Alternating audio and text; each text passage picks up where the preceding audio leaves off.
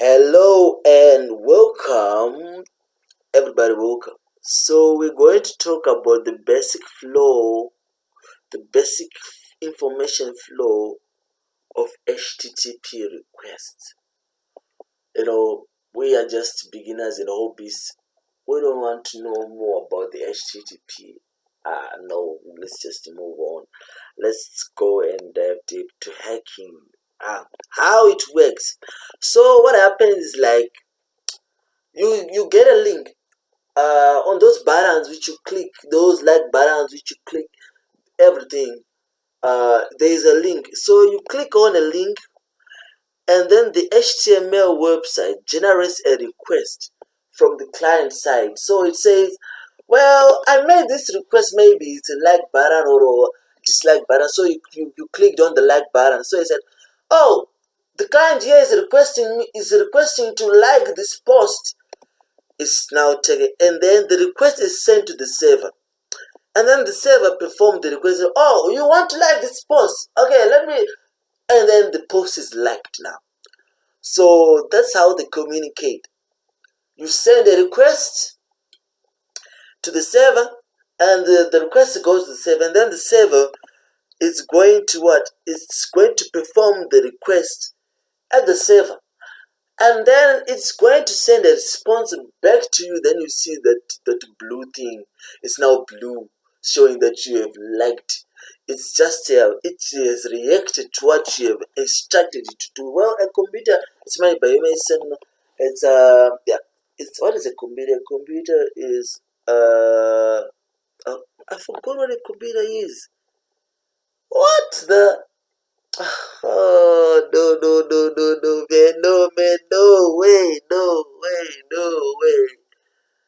A computer is an electronic device capable of storing, processing, and giving out data. So it's storing the link, and you click the link, it processes the link, and then it returns the output. I'm sorry that I forgot what a computer is. Here I'm a computer student and a computer lecturer. It's pretty funny. Just like we never stop learning, right? We never stop learning. Okay. Though here is an illustration. Now that's my computer. That's your computer, and that's the server right there. So there is a link. Oh, I have to click on that, or I made a request. I wrote how to hack on google.com. So there I clicked my link, I clicked it. You just saw me clicking it, right? So the computer on the client side is going to send the request to the server. And what the server is gonna do, it's gonna say, oh, I got it, I have it, I'm going to process it. And then it processes, it does what you instructed it to do on the server side. And then after it is done now, it responds back to you. I said, well, I've done what you requested me to do. Here is the output. And then you see the HTML page popping up and say, oh, I was searching for this. Here it is. I was looking for this video. Here it is. Oh, I just clicked on that link. Now here am I on this website. Oh, so that's how they work. But what we as hackers, we these people who program websites, they are smart, but they are not smart enough, right? So they can put on filters, and we can intercept requests. Yeah, we can intercept instead of the request going straight. Remember that time I told you that the server, if you make a request, maybe it was jomtweet.com, right? It first went through a DNS server, so that the domain name can be resolved to an IP address. Well, right. So what can we do, right? We can also do the same instead of, because now you see it's used another route. It's used from the client to a DNS server and then to the web server. So when we intercept the traffic, It is manipulating the HTTP request made by the browser through the user or through asynchronous event handlers. So we're gonna say a user, the user, I'm going to send a request. But before the request reaches the web server, I want it to go through a proxy server, right? Yes, I want it to go through a proxy so that I can see the request and I can modify it. Well, just like right back there, it was going through a DNS server. So what is a proxy server? A proxy server, it acts as an intermediator, right? So the request is then modified before reaching the server.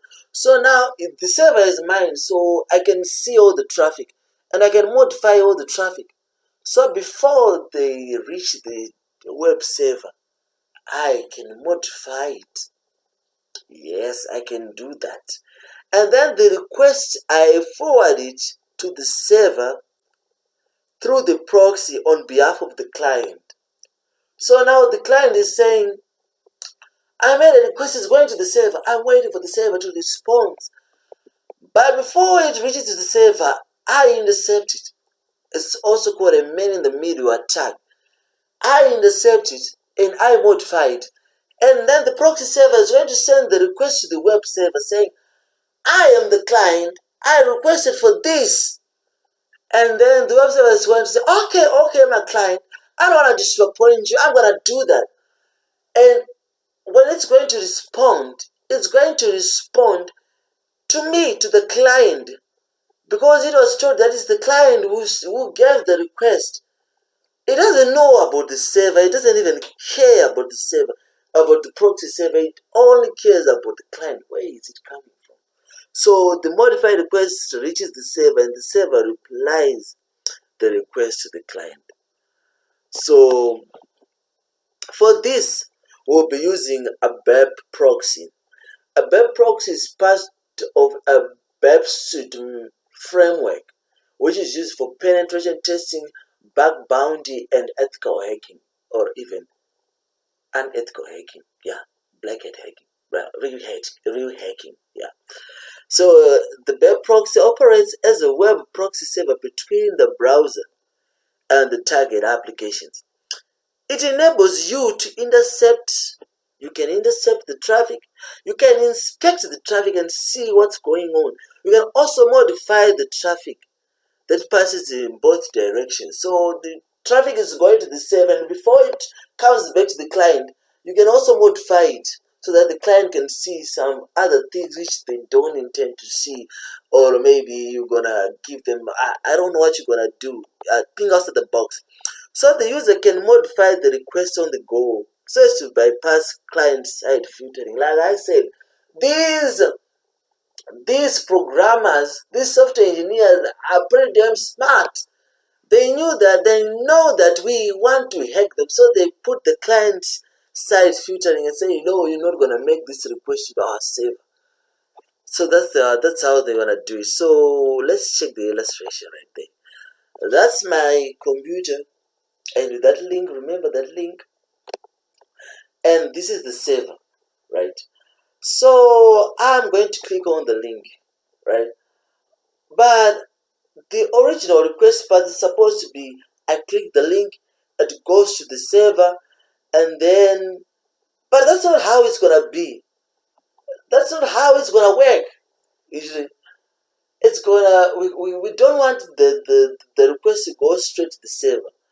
But rather, we want the original request to go through the web suite proxy, the web proxy. Now, what the proxy is going to do, it's going to modify the request. And after the request is modified, it's going to be sent to the server. And then what the server is going to do is it's going to perform the action. And after performing the action, it's going to give us the response, saying, okay, you requested for this, and here is your response. So that's how it works there. So guys, we're gonna be using web proxy. We're gonna be using it quite a lot. Yeah, we're gonna be using it quite a lot because we want to intercept. We are doing something that is illegal, right? So we're gonna be using it to do this legal stuff and stuff like that. So that was it for today. So that's how the HTTP requests work, and that's how we can modify and intercept them.